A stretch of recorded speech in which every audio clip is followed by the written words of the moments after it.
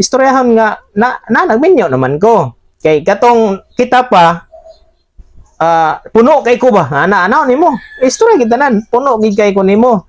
Katuok na iko nimo na istorya tanan. Ya, unsay rason nganong katuok na ka, unsay rason nganong dili nakaganahan kay ako electrician ko 2.0 mm squared ra akong capacity.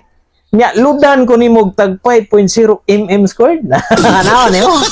Ludan nimo voltahe sobra kay imong voltahe nga imong gipakarga kanako. Gamay ra ko nga wire. Nausay man gud mag-istorya ka sa ako bisan dili kay pa gel, ano dili kay pa forma kay masuko.